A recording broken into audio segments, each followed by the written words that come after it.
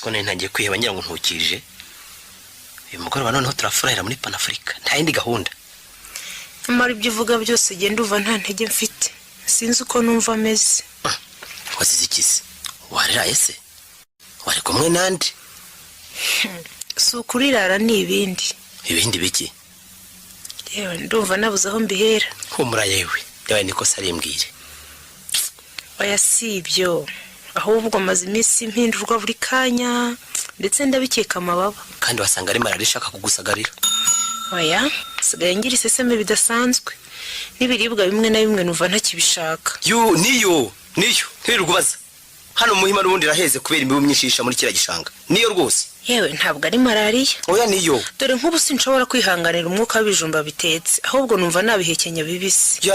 Ya tabaroka nyabwawe. Tabara niyo ahubwo jya kwifatisha amaraso. Ntabwo ari byo yewe. Ntabwo ari byo rero. Urabyirengagiza kandi bikureba.